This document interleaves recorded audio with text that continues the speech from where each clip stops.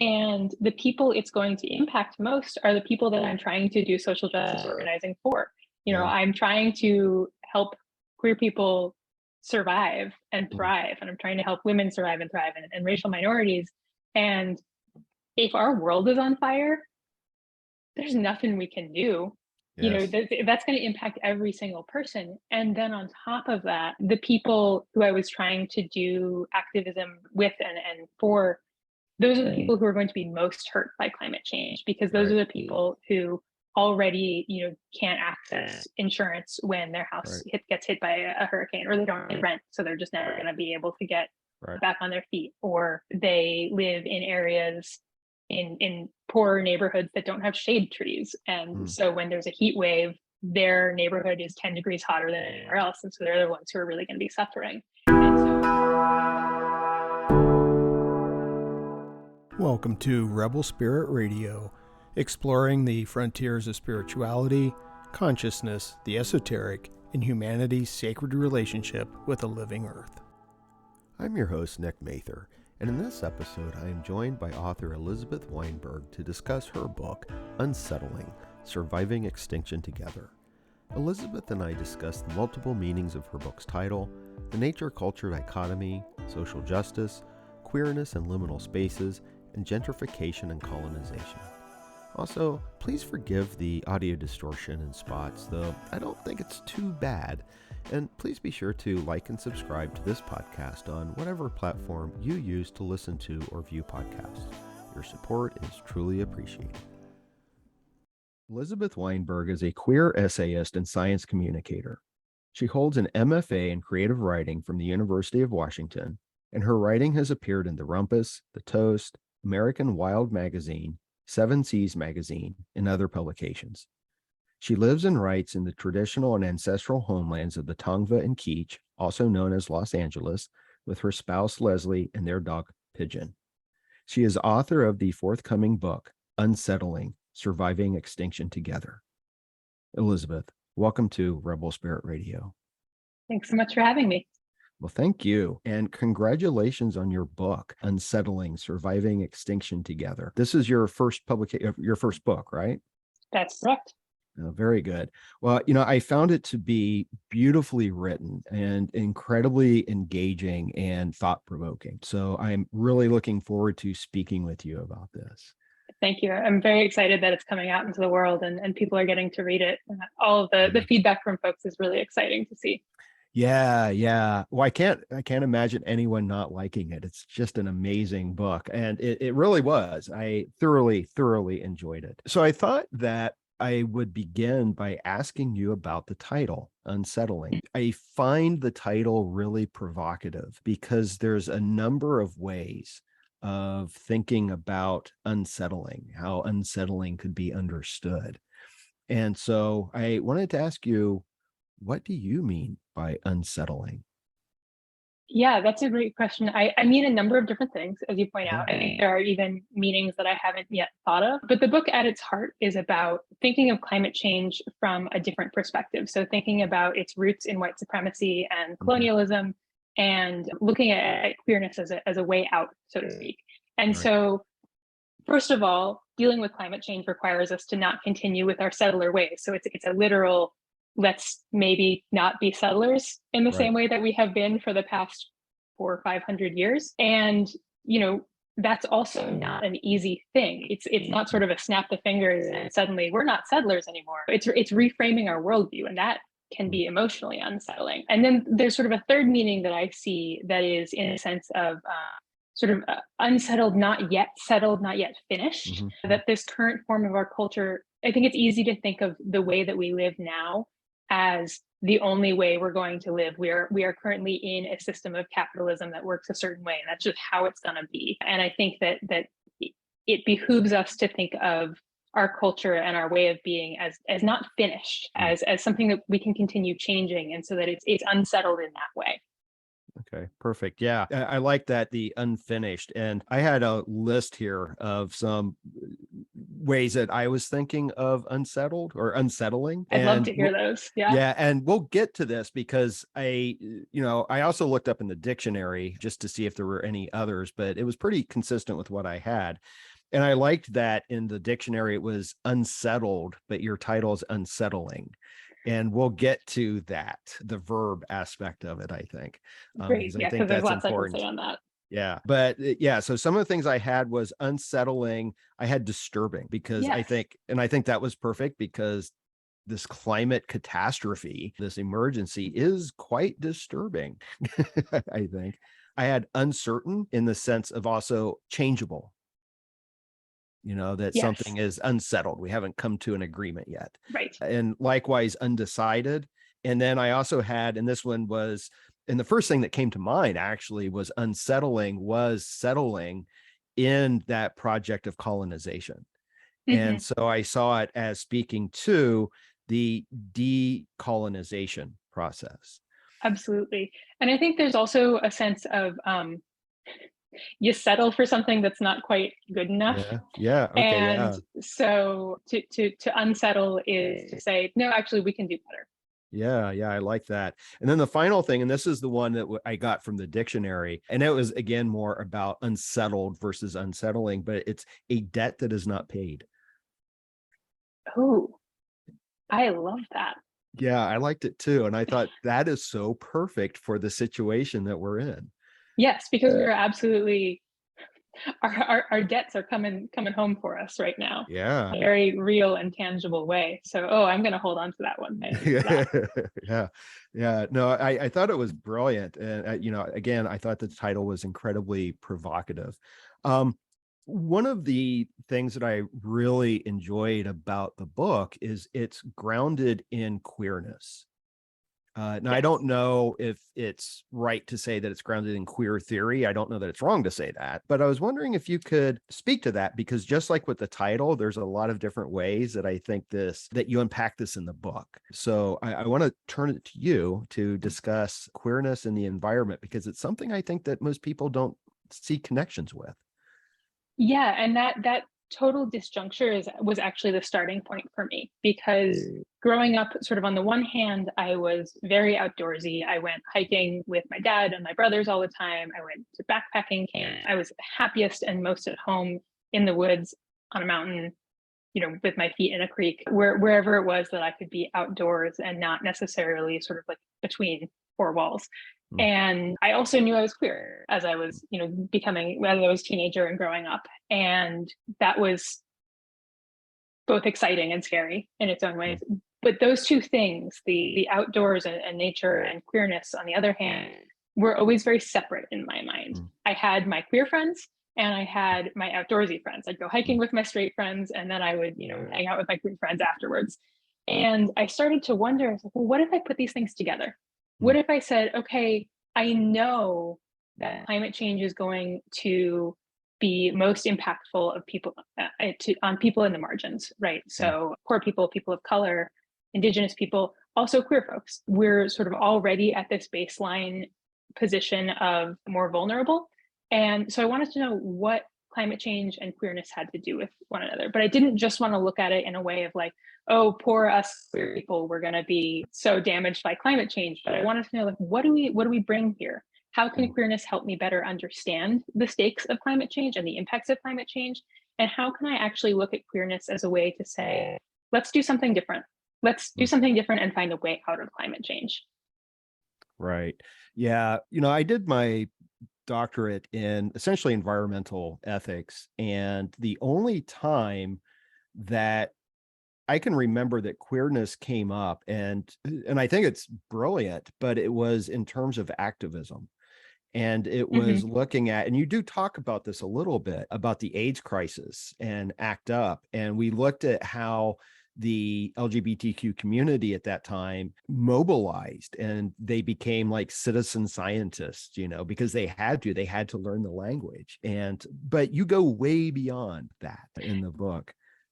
Yeah. Yes, that's true. And I think that, learning about ACT UP on so many levels was formative for me. It was the first time that I'd really seen a activism. It was the first time I'd felt super connected to one. And it also connected me to this sense of community and the sense of grief. Because growing up as a queer kid, like, there's something missing. There are a lot of things missing, but one of the things that's really missing is the, sort of the generation ahead of me, that we lost so many people. Right. And the people who survived the AIDS crisis are carrying the grief of the people that they lost. And so I had this sense of just community grief, and that really, for me, paralleled a sense of grief that I felt for climate change. So those were things that I wanted to explore in the book. Yeah. And well, I think maybe at the end, if I don't forget, I want to come back to this idea of grief. But some of the things other ways that you address queerness in the book, the one that I really like is this idea of liminality. Yeah. And I was wondering if you could speak a little bit about the liminal and queerness and its relationship to climate change and the environment. The liminal is probably my favorite space of all. I think, as a queer person, I feel kind of in the in-between, because I'm not straight, but I have this community. And like I was saying, I have this queer community, but I have this outdoor community, and I have this science community. And I feel like I have feet in many different places. And I like that, because I get to learn a lot and I get to meet a lot of neat people, but it can be uncomfortable because you can feel out of place as the queer person in the outdoor community, or the outdoorsy person in the queer community. Yeah. And I also think that, and that liminality, I think, creates a lot of possibilities, because it lets you see what could be, lets you see the possibilities. You're not just so sunk into one worldview or one viewpoint. And similarly, ecologically speaking, I think the liminal is just such a beautiful space. I talk in the book about ecotones, which are the place where you basically have two different ecosystems meeting one another. So the coastline is an ecotone, and the place at the edge of a wildfire burn is an ecotone. And those are places where actually you see some of the most biodiversity, because there's more habitat and there's more diversity in habitat. And so animals can find different places. They can find refuge in the trees. They can find food in the burn zone. And that liminal space is one of opportunities. And I think embracing those liminal spaces, I think, is really important for actually responding to climate change. Yeah. And I also think that it is relevant, and you also discuss this, that we have this tendency to make a distinction between nature and culture. Yeah. And it seems to me that, and I don't know, maybe I'm incorrect, maybe it's not liminal, but we're always in nature. Yeah, absolutely. Yeah, I have a knee-jerk response against pretty much every binary that anyone ever puts in front of me. And nature and culture is definitely one of them. I think that binaries tend to be very much culturally constructed. They're very fake. They're often used to justify an us versus them power structure. And the idea of wilderness, or the idea of nature, is really a really good example of that. There was no such thing as nature in North America until settlers showed up. Right. And it seems like the liminality is a direct challenge to the binaries, because it's that space in between. Right. It's what if not both? Why can't it be a little bit of all of these things? Why do we have to say, oh no, when we're in the city, we're completely in this cultural space? Well, there's nature in my backyard. There's, sometimes nature in my kitchen when there are flies. So why? And there's culture in nature as well. Different pods of whales have different dialects. There's, examples of tool use in a lot of different animal groups. And so let's break down some of those barriers and see what we can learn from having more of a spectrum.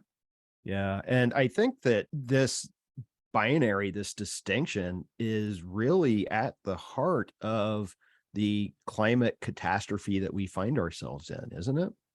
Yes, because I think the root, as far as I'm concerned, the root of climate change is settler colonialism. And that, I think, is really just a project of binaries. People, Judeo-Christian traditions begin with God giving humans dominion over animals and saying, like, there's humans and then there's animals. And then settlers really continued this tradition. They said, okay, well, there was the doctrine of discovery, which is a papal bull. And that said, great, you can, any lands that aren't already owned by Christians, those are wilderness and you can take them. Yeah. Then and that doctrine is still being used in court cases now. It is not a thing of the past. It was used in a court case, I think, as recently as 2005. And so when settlers came to this continent, they didn't see the kind of agriculture they were used to in Europe. So they're like, this is wilderness. But it had actually been tended very, very carefully for millennia by humans. And so it was all a justification of a land grab based on this binary of nature and culture. And that land grab is the root of climate change, because that land grab has made extraction possible. It has made just out of control capitalism and economic gains that don't bear in mind what the actual carrying capacity of this planet is, and what the resources that we have and how we can keep them going for future generations. So it all comes back to that binary. Yeah. And I think that it's kind of a fallacy, a logical fallacy in some ways, to think that there is any kind of pristine wilderness. I think that humanity it's everywhere. We're everywhere in a sense. The effects of us are everywhere. Literally everywhere. There was a study that came out a couple of years ago that showed that, Antarctica aside, humans have impacted 97% of all land on Earth. Wow. And have transformed it in some way. And I think even if you were to look at Antarctica, it would be a decent amount of that through pollutants. Right. But yeah, we're everywhere. Yeah. And the places that we deem wilderness are a fabrication that we decided, well, we're going to put that aside how it's supposed to be, but it was never that way before settlers came there. Right. Yeah. And I think that we often forget that, like our national parks, Yosemite and whatnot, there were people who were living there. Yeah. When John Muir first moved or lived in Yosemite, he built a cabin, and he was just going off eloquently about how much he loved the landscape. And he said, it seems like no one, I'm bastardizing the quote. He was like, it seems that no feet have touched this place. No one's been here before. And just a couple years before, there had been a war, I put in quotes, basically a genocide to kick the indigenous people off of that land. Right. Yeah. And I know this is a little bit outside of the book, but since we're talking about it, I thought I would ask, and I think I probably already know the answer, but it seems to me that I know that there's a movement, or at least a suggestion, that these parks ought to be returned to the indigenous peoples. Yeah, there's a really great article in the Atlantic. God, I'm blanking on the name of the author, but a couple of years ago, titled "Give the Parks Back to Indigenous Peoples" or something along those lines. Right. And it basically is talking about the national parks as the logical first point to a land back movement. Right. You give the land back to the indigenous peoples, to the tribes, let them man, and then go from there. Yeah. And I find it actually pretty, unsettling that there is this kind of focus on spirituality in nature. And I'm guilty with that too. You stick me out in the woods and I start communing. And I think that's important in some aspects, and in developing an important relationship to the natural world. But yet we do this, and at the same time, there's this exotic, I can't even say that word, so I'm not even going to try, stereotyping of Native Americans as being so grounded in nature and whatnot. And it's like, it just seems so paradoxical that we're going out into nature to have these spiritual experiences and holding up Native Americans as being inherently spiritual in their relationship to the land, but yet we slaughtered them and stole the land. You are completely true. And also, it was David Truer who wrote that article. So remembered his name. I'll just kind of mention this in terms of this nature and culture and this falsehood of wilderness being kind of untouched. And you do note that we make this equation with aliveness and being untouched. One of the places you're a hiker, which I appreciate. And I hike every week, and the LA area has some great hikes. And I hike a trail that there used to be, I guess, back in the turn of the 20th century, like cabins, and some people in the movie industry would go back there, and there was a massive flood and wiped it out. But you can still see as you're hiking, there's like rebar and road, so you're on the trail and all of a sudden it's like this little bit of concrete and it turns out it's like a broken out bridge. And at first I was like, no, this is not wild. This is not wilderness. This is not pristine. But then I'm like, but wait a minute. This is a really good reminder that this distinction between nature and culture is completely artificial. Yeah, it's so true. And I have to catch myself too, because I will say to myself sometimes, "Oh, I gotta go hiking. Like it's been too long. I've just been walking around my neighborhood and I need some real outdoor space." And then I have to tell myself, I have been walking around. When I walk my dog, I am outdoors. It maybe feels a little different. Yeah. It doesn't have that same, there's maybe not a amazing view. Right. And maybe the air is a little smoggier, but I'm still outdoors. And if I slow down and if I actually notice what's around me, I can have a lot of that same experience that I would have on the trail. I can be looking at plants. I can be keeping an ear out for birds. And I think this idea that you've got to go to these unpeopled places is one of the things that makes nature really inaccessible for a lot of people, because they think, oh, I've got to drive 2 hours. I have to know how to take care of myself. I don't have the right clothing. I don't have the right gear. When really if you're outside, you're outside. Right. Yeah. Even the, like you said, even the plant growing, the weed growing up in the cracks of the sidewalk, that's nature. Right. And sometimes it's really cool nature. Yeah, for sure. So I wanted to ask you also, kind of sticking with this nature culture, you said that you had a realization that climate change is not just about the environment, but it's also about society. And that realization changed the way you thought about the world. Yes. How so? So I was sort of your stereotypical hiker. I cared about trails. I cared about, whether I was going to be able to go to a national park. But when I was in college, I had friends who were climate organizers, and this was in the early 2000s. Like, climate change, like maybe it'll be a problem in 50 years. It's not pressing. It doesn't impact my hikes. It doesn't impact my daily life. Instead, I really need to be doing activism around queer community and making sure that we have rights and that we have access and can take care of our own community, and need to be doing feminist organizing and racial justice organizing, and the sort of social activism that I think you think about when you think of social activism is thinking about people. And I hadn't really seen a system. I hadn't encountered like environmental justice. It just wasn't something that I had ever run into. I think because in some ways the outdoor community is so white and straight and often male, it's just, if you're in that community, environmental justice just doesn't really come up because it doesn't need to. And I was really lucky. I got to hang out with a bunch of people who were doing climate justice work. And I was freelancing and I was writing for actually Tree People, which is an organization here in LA. Yes, I know them. I have a student who works for them, and he had the hat, and I pointed out, I'm like, oh, I like your hat. That's a good organization. He brought a hat for me. I should have it. Anyway. Yeah. So I used to do social media for them, and I was blogging for them and writing about drought mitigation in LA while I was living on the East Coast. So it was like, let me tell you about your trees in the city I don't live in. But I was starting to learn,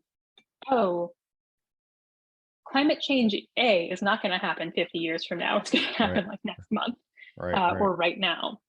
And the people it's going to impact most are the people that I'm trying to do social justice organizing for. I'm trying to help queer people survive and thrive, and I'm trying to help women survive and thrive, and racial minorities. And if our world is on fire, there's nothing we can do. That's going to impact every single person. And then on top of that, the people who I was trying to do activism with and for, those are the people who are going to be most hurt by climate change, because those are the people who already, can't access insurance when their house gets hit by a hurricane, or they don't pay rent. So they're just never going to be able to get back on their feet, or they live in areas in poor neighborhoods that don't have shade trees. And so when there's a heat wave, their neighborhood is 10 degrees hotter than anywhere else. And so they're the ones who are really going to be suffering. And so climate justice and climate change becomes, for me, a really social issue. And yes, it's about how can we keep carbon to a certain level? But it's because that is the goal, to protect people and to help people thrive and to help communities be strong going forward. Yeah. Thank you for everything you just said. I think that is so important. And I actually had a quote out of the book where you wrote what you just said: queer rights, racial and gender equity, ending poverty. None of that matters if our world is underwater, with us gasping at the surface for air. And it's true. And I think that for me is why I hope more people will feel that climate change is a really pressing issue for them and for their communities. And I think a lot of people are getting to that point. Yeah, I think so. And my bread and butter has been education. And, I feel like I'm this, prophet out in the wilderness because, there's a movement towards social justice. And I think that's incredibly important. But just like you, I've made that same comment. I'm like, yeah, it's great to have these workshops on microaggressions and, training in queer allyship, but none of that matters if the earth's on fire. It's true. But I also don't think that diminishes the work that activists are doing outside the climate movement. I think we need it. We need all kinds of activism to make this world better. Absolutely. I think, the trainings on microaggressions are really important. I think, all of the work that's being done in these sort of like subsectors of, radical liberal movements, I think they're all equally important. I just would love to see the climate and environmental dimension coming in all of these movements. Right. For sure. Yeah. Because, as an instructor, I've been in meetings where the focus is always on student success. I'm like, how are we training them to succeed in a radically changing world? Yeah. And I think relationships are a huge part of it, relationship building. Because when I lived in Portland, I just moved away from there a couple months ago, but I was part of the neighborhood emergency team system there. And that basically is a group of people who are trained to be the first responders if there's a catastrophic earthquake or if anything else comes up. It's around the earthquake. And the idea is the people who are trained as first responders are really important, but it's going to take a while for them to get there. Right. And in the meantime, what really makes the difference is having relationships and knowing who your neighbors are and being able to help them, and knowing, oh, the guy down the street uses an oxygen machine, we need to make sure he gets a generator, and knowing, okay, this other family sometimes is food insecure, so let's all get together and get them groceries. And building those relationships, that's what's going to really help us. It's not like plowing a bunch of money into capitalism. It's making sure that we on the local level are all supporting each other. Right. Yeah, absolutely. I wanted to kind of go back again to the title, and this is something we sort of alluded to, where when I looked it up in the dictionary, it was unsettled, and the title of the book is Unsettling, which is I guess it's an adjective, but it can also be a verb. And you quoted a ecologist, and I hope I'm not slaughtering this. I want to be respectful. He's a Potawatomi ecologist and writer. Is it Robin Wall Kimmerer? That's correct. Yeah, that's how you pronounce it. And he describes the Potawatomi language as one that views the natural world as inherently living, possessing agency and action. And it says that most things we think of as nouns in English are verbs in their language. And I liked that. I liked that a lot. And I was wondering if you could maybe say a little bit more about that, about what are the implications of looking at the natural world as a verb?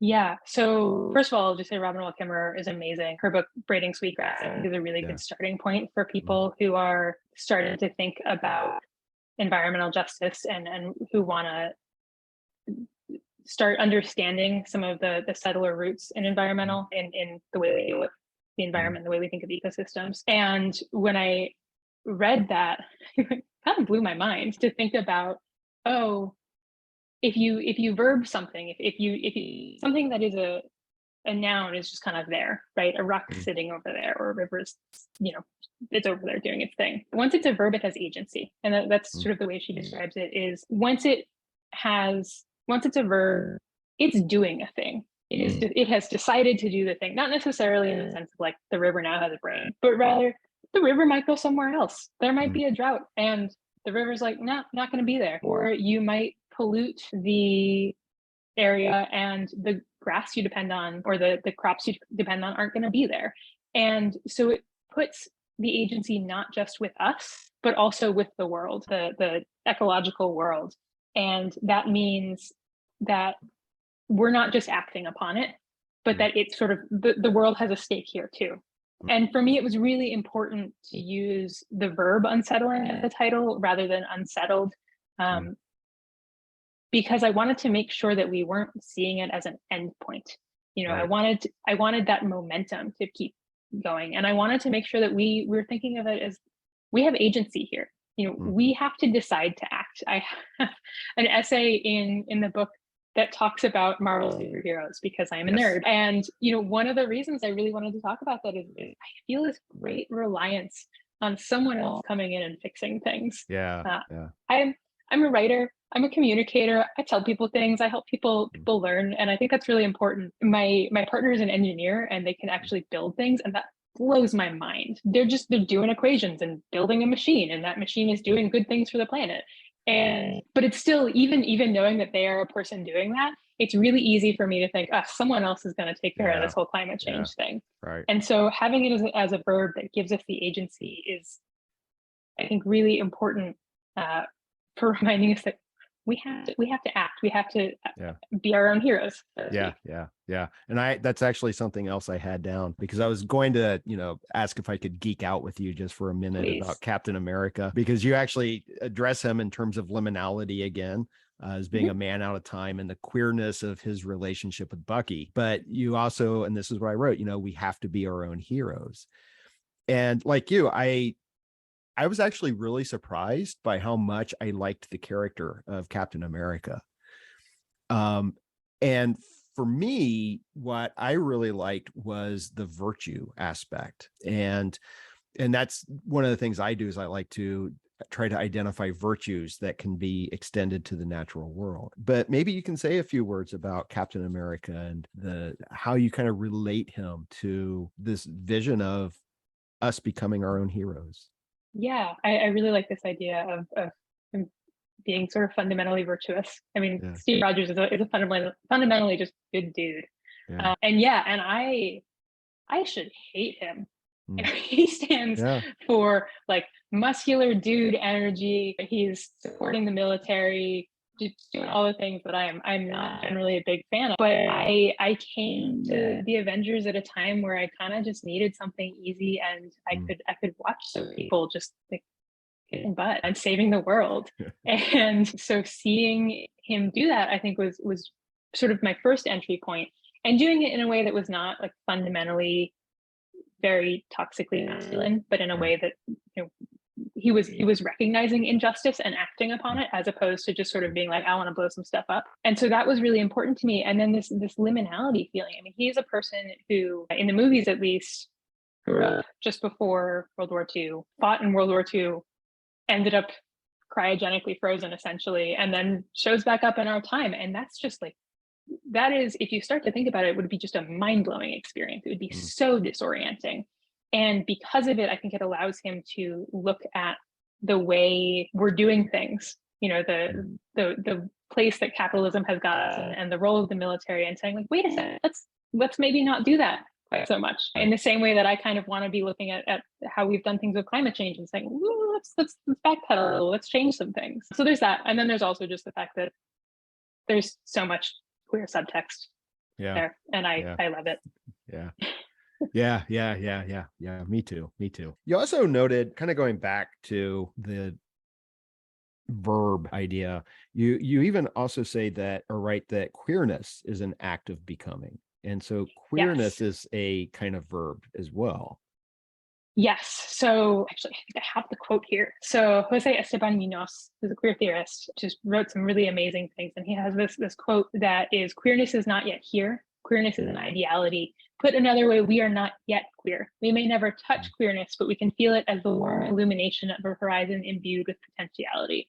And that, I think, if I could have another epigraph for the book, it would be that. Because I love this idea of potentiality. It's not necessarily, we're not there. We may never get there, but we can always be striving to be more queer. And I think for me, we can always be striving to do better. There's this like yearning and desire and grasping inherent to it, rather than just this sort of sit around and wait quality. And I like the potentiality instead of, I think hope gets used a lot with climate change. And hope for me is it always feels a little bit limited. Like it kind of has this like, well, this wistful, maybe someone will fix things kind of thing. Right. Whereas that potentiality and that yearning and that grasping for me, that has so much more power and so much more agency. And so, yeah, really that concept is very much a touchstone for me. Okay. Yeah. Thank you for that, because when I have guests on to discuss the environment and the climate emergency, and I've been trying to avoid climate change because I just don't think that it encompasses the direness of this situation. Excellent point. Yes. But I will often ask guests as a kind of a final question, do you have hope? And so I'm not going to ask you that because you just commented on your ideas of hope. But are there, you've got this potentiality that I think would feed a little bit of hope, but are there other characteristics, or even to also use the phrase virtue again, that you think are going to be hopeful in resolving the situation, or not even resolving, but moving forward in that potentiality? Yeah, I think the first one that comes to mind is empathy. I think we need to really start understanding each other and understanding the ecosystems that we live in as living, agentic beings that are responding to what we are doing. And I think the number one thing that we can do to move in the right direction in this climate crisis is to have empathy for each other and to start really being willing to build relationships and build relationships that are built on curiosity and understanding. Yeah, very good.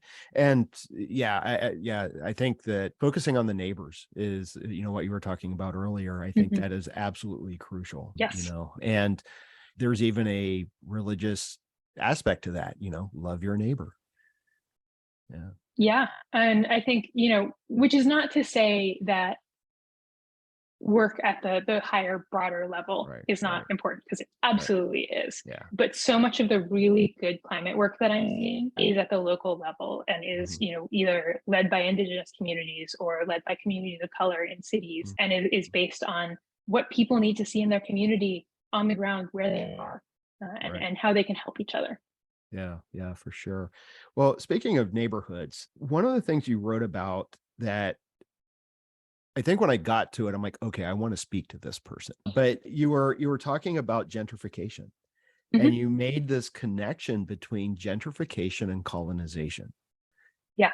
And that's not something that I had thought about before. Yes. And it's something that I need to give great credit to Elizabeth for, because when I read her essay, Notes from No Man's Land, or I think the essay might just be No Man's Land, that was the first time that I had come across that idea, and it completely blew my mind. I was living in Seattle, working on my MFA. It was, the first time that I had lived in a city, not with, my nuclear family that I grew up with. And I was living in an area that was sort of right on the line of the traditionally red line Black majority neighborhood, and right between that and the majority gay neighborhood, which is not a coincidence. Those two tend to go hand in hand. And I read that essay, and she compares gentrification to basically making the worst mistakes of colonization and the pioneer life of going to a place and saying like, the people here don't matter, the people here don't exist, I'm just gonna live my life. And it was difficult for me to totally get comfortable with, right? Because my knee-jerk reaction was guilt. So I was like, I'm in grad school. This is the only place I can afford. That's not out in the suburbs where I can, I can take an easy bus to school. My partner at the time could get to work easily. We were in, a walkable neighborhood. We were where we wanted to be. But I also, while I was in that neighborhood, watched my entire block transform from a majority black block to majority white, as basically people got priced out. and the neighborhood transformed into something that's like, basically stereotypically what bougie white people like. There's a yoga studio that popped up, there's a coffee shop, all that good stuff. And, I wasn't mad about it. I liked the coffee shop. I liked the yoga studio. And so I had this just like, well, but this is where, like, this is the right place for me to be. It makes sense. But it's also true that I was a gentrifier in that situation, and I was coming in and my presence was helping drive up property prices, which was pricing out my Black neighbors. Right. And it's another land grab, the same way colonization is a land grab, the same way Manifest Destiny was a land grab. And so I think we have to recognize that there are very real overlaps and parallels. Right.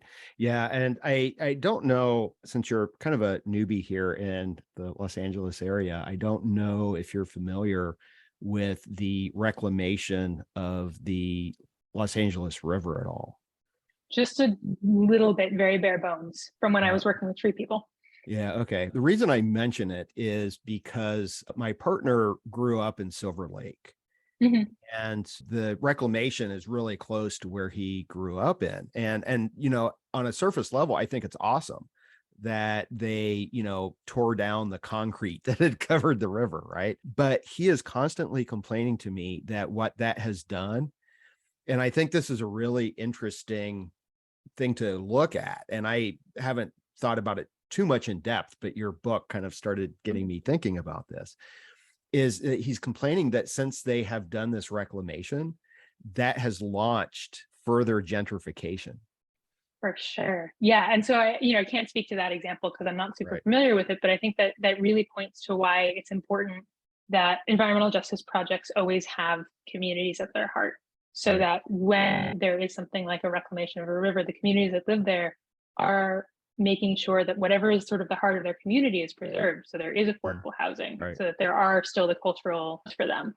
It's real easy to make something nicer, and then suddenly, if you haven't thought about the bigger picture, people like me move in because I like the nature. Yeah. Well, and his one of his complaints is when he was growing up, that one of the gangs was the Frogtown gang, I think is what they referred to it of, and now that's become like a logo. Ooh, that reminds me, there was an area in Portland where it was a old rundown property that had gotten completely overgrown, and the city brought in a bunch to clear it. And it was sort of this, it was in very Portland. We have goats in the middle of Southeast, just chopping away. But they were doing that because this area had sort of been left undeveloped for a while because it had some poverty issues. And a couple of years later, luxury condos went in, and they're called the goat blocks. Wow. Yeah. I remember, I don't remember where I heard this from, but it was whenever you see like a housing community that shows up, that's called like, the Rivers or the Glens or something, it's always naming what has been removed or what was there originally. That is so real. Yes. Yeah. I love our suburbs, right? Well, and that's something, the suburbs are a little bit problematic. And you do talk about this. And I was going to ask you, since you're now in LA, but when you were writing a lot of it, I think you were still up in Portland, and you were writing about how you wanted to get rid of your lawn. Yes. Have you been able to do that in LA? So I rent here. So unfortunately now I have great plans of asking my landlady if I can kind of like sneak some native plants in here and there. But no, although I am glad she is putting one of the more climate resilient or drought resilient kinds of grass. Yeah. I rent too, and I would love nothing more than to kill the front lawn, but I don't think the owners would be very happy, although I did kill the back lawn. Well done.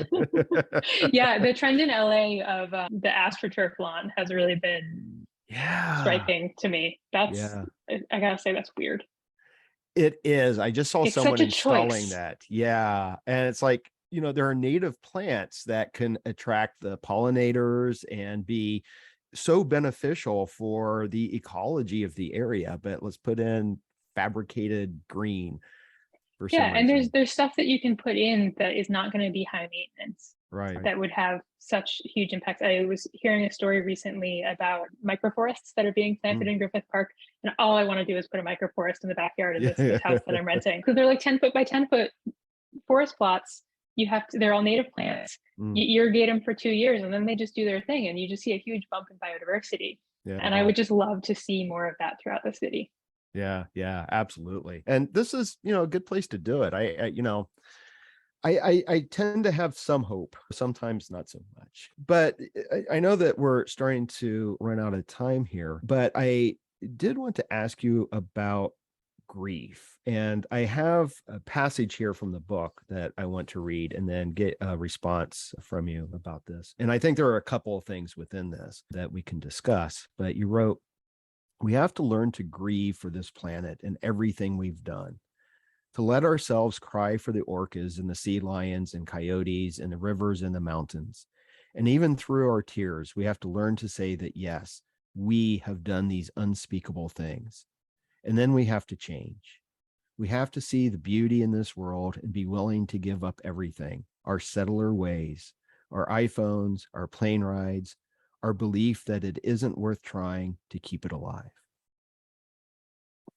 Yeah, I think one of the biggest things I learned writing this book was just how much grief I carry with me. Yeah. Grief for my queer community and all that we lost in the AIDS crisis, all that trans folks are losing right now. Just, it breaks my heart all the time. And then of course with climate change too, it's really, it's so hard not to just get completely discouraged and just want to pull a blanket over my head and give up. But I think what matters is what we do with that grief. And so I really see, especially the second half of my book, about really being about embracing the feelings that climate change brings up and finding a new ethic through our grief and figuring out what comes after. There's a quote, I think not long after the passage you just read from Anna Bodkin, where she talks about our tendency to empathize and to align ourselves with the victim, which absolutely makes sense, because that's the person you want to feel for, right? In any situation, you don't want to empathize with the perpetrator. But also we have to recognize that in climate change, particularly speaking as a white person, I am the perpetrator. I am part of the problem here. And settlers and settler, that's the problem. We are not the victim here. And so it's not about guilt. I think it's really easy to start thinking about climate change and just start wallowing in guilt. That's not productive. For me, what's productive is letting ourselves feel that grief, because letting ourselves feel that grief means we've really let ourselves reckon with what's happening here. And then going from there and finding more feelings, finding more action. Yeah. And I think that's really important, this idea of dealing with the grief and not feeling the guilt, maybe acknowledging the role that we all play in this. Sure. But, we need healing, and the healing,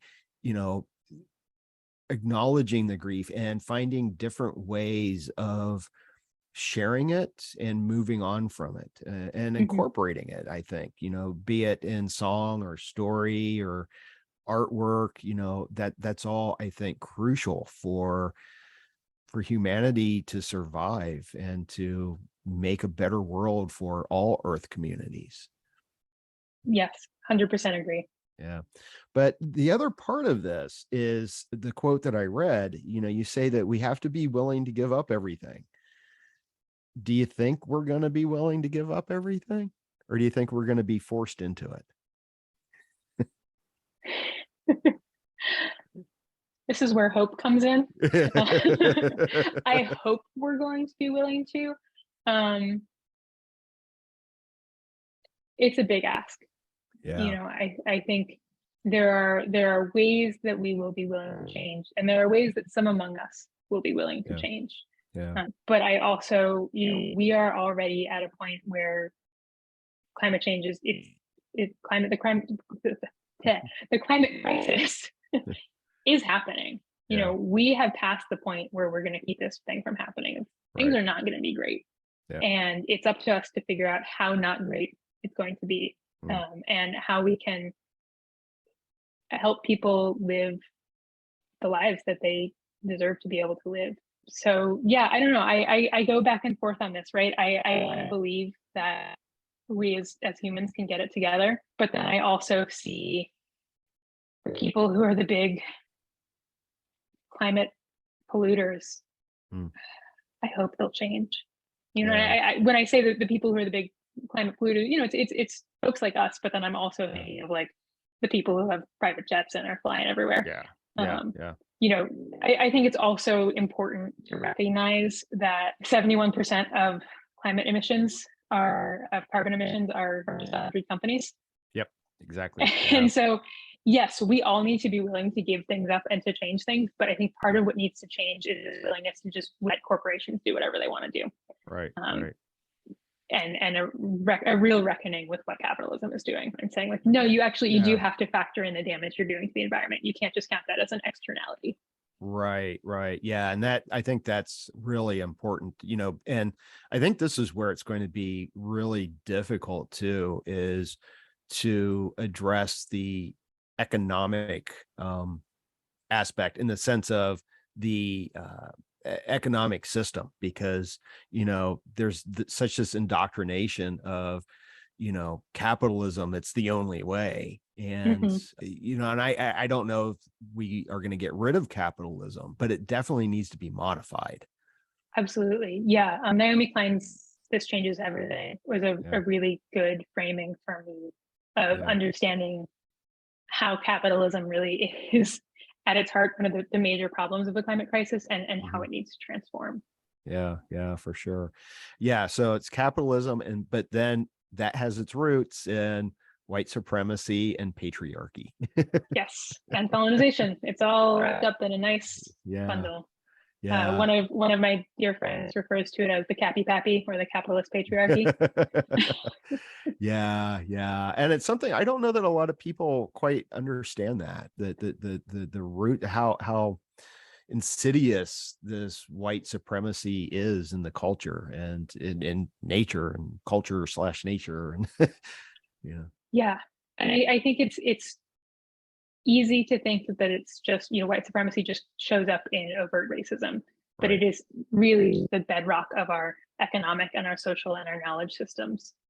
Is this white supremacy that fostered the land grab that now produces these huge inequities, which is why, you ask about the title and what unsettling means. And I think really at its heart, unsettling needs to also mean land back. It needs to mean making sure that Indigenous folks and Indigenous cultures have sovereignty and have control over their land. Yeah, yeah, yeah. And that's really important too, I think, in terms of, globally, there's this push for development. And I always wonder, it's like, yes, I want, the global South, or however we want to refer to it, to be able to develop, but it has to be on their terms. Absolutely. Yes. Yeah. I think part of this really needs to be the end of this patriarchal notion that we, as the quote developed world, know better, because we don't. Like we've shown we really don't. We're making a mess of it. Oh yeah, we are. We definitely are. So, all right. Well, I know that we're pretty much out of time, unfortunately, but let me ask you, what's next for you? Oh, great question. I mean, immediately next is getting this book out into the world and letting people see, Unsettling, Surviving Extinction Together as a real book, which is just like so exciting for me. And then from there, I don't know, I'm trying to figure that out. I'm really interested in thinking about cities and cities as this locus of nature, what it means to have nature in a city. Yeah. I think that just to add on to that, that's something that I've heard discussions about, is that there's sometimes this tendency to think that cities are like the worst place to be in terms of climate change. But I've also heard the argument that they're actually probably some of the better places to be. Yeah. So that would be really interesting. Yeah, I'm interested in the animals that have managed to live in these places and sort of what we can learn from them. Basically, I'm just going to continue on with my obsession with coyotes. Oh, there you go. Yeah. I like coyotes. I didn't talk to you about the coyotes. Coyotes sometimes get a bum rap, I think. They do, but they're one of the most amazing creatures. Yeah. Have you seen them in your neighborhood? Not yet. Yeah. One of my neighbors did. She was very scared for her cat. Oh, We had a conversation about that, but no, I keep hoping that I will see one. Yeah, I see them every now and then. I go out and walk, and every now and then, and I live in Pasadena, but Mhm. I've been walking, and all of a sudden, face to face with coyote, and I've seen him trotting down the street, and I'm always thrilled by it. But I know people who've had you know, their pets, and it's like, well, yeah, but it's part of being where we Part of are. living in a city and part of Yeah, living in the world is yeah, living with other creatures. And I think, yeah, coyotes are one of the most resilient species, and they're yeah. so amazing in that regard. The way that they just kind of keep on dealing with whatever horrible things we throw at them. I think we have a lot to learn from them. Yeah, we do. Yeah. Yeah. Well, and coyote, I know mythically speaking often has lessons for us. Yes, So that is yeah, true. yeah, Yeah, yeah, shows up in many cultures and many myths and many yeah, stories. yeah, for sure. So Elizabeth, where can people go to find out more about you and your work? Yeah, so my website is elizabeth-weinberg.com. You can find the book there. You can also find it, wherever it is that you would like to buy your book buy books on Bookshop or Amazon. I'm on Twitter and Instagram at EA Weinberg and would love to hear from folks there. All right, wonderful. I will put the webpage in the show notes in the video description, and I will also put links for your book so Awesome. that people can easily find it. And I highly, highly, highly recommend the book. It's a really, like I said, it's a beautiful read. It's and quite thought-provoking. Thank you, Nick. And thank you so much for having me. All right, well, thank you. I really appreciated your time, and I appreciated the conversation and everything that you bring to healing the world. Thank you. All right. And that's a wrap on episode 57 of Rebel Spirit Radio. Thank you so much for listening or watching if you are part of my YouTube audience or watch this on Spotify. If you enjoyed this podcast, please make sure to give it a positive rating on whatever platform you use to listen to podcasts. It only takes a second, and your 5-star ratings really do help, especially if you listen on Apple.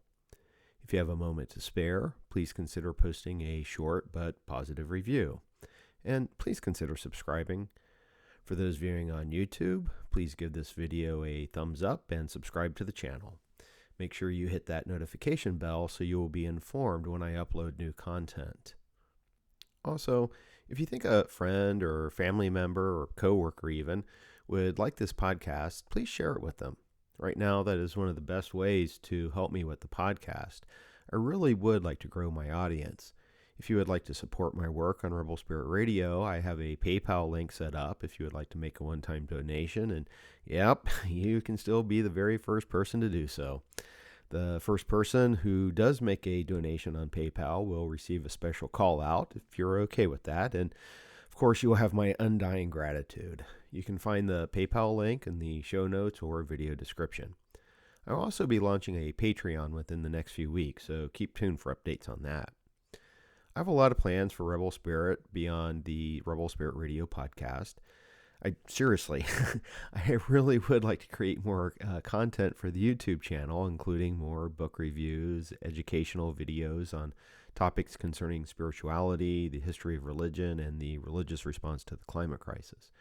I'm also planning some live stream episodes. The first will be with returning guest Dr. Sharon Kogan, where she will offer a Jungian analysis and interpretation of dreams for participants. We're still working on scheduling this, but it'll probably be sometime in November, maybe even early December. So be sure to follow Rebel Spirit Radio on Facebook and or sign up for the newsletter at rebelspiritradio.com. That way you'll be informed of all future events.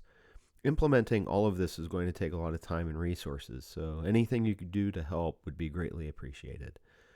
I'm Nick Mather, and you've been listening to Rebel Spirit Radio. Until next time, may you be in peace, may you flourish in all ways, and may you continue to nurture your rebel spirit.